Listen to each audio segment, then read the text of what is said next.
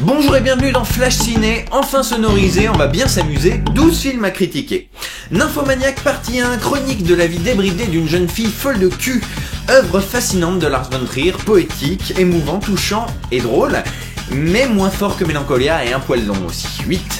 Albator, film de SF assez moyen, presque série B, qui se prend définitivement beaucoup trop au sérieux.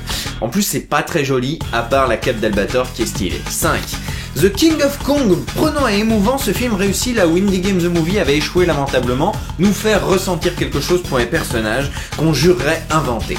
Merci Karim Debache pour cette découverte. 8.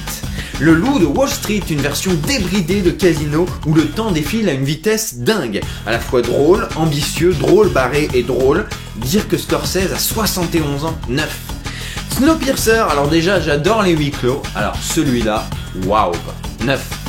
Bambi, un film assez posé, calme, presque contemplatif, un peu chiant mais beau et parfait pour expliquer la mort à un enfant. 6. La vie rêvée de Walter Mitty, quand je suis sorti du film, je me suis dit « Oh, j'ai passé un moment plutôt agréable ». Mais 3 heures plus tard, je me rappelais plus du tout ce qu'était le film. Dommage. 6. Minuscule, une aventure fascinante, extrêmement bien fichue, bien réalisée, captivante. Bref, voyez-le, de préférence en 3D. 8. Nymphomaniac partie 2, comme la partie 1 mais avec plus de vagin en gros plan, et où le temps passe un peu plus vite. Bonne conclusion mais la fin est tellement déprimante. 8. Cendrillon, je me souviens vaguement d'un truc très cucu, mais en fait les souris sauvent le truc. Un bon moment passé grâce notamment à une méchante machiavélique. 7.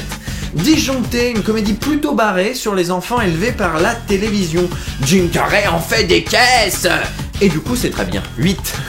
Et enfin le vent se lève, Miyazaki nous quitte en beauté avec un film magistral, même s'il manque cette touche de fantastique qu'ont tous ses autres films. Ce n'est peut-être pas son chef-d'œuvre, mais c'est un chef-d'œuvre. 9.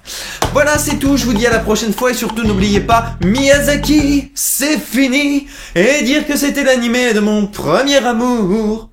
Allez, salut!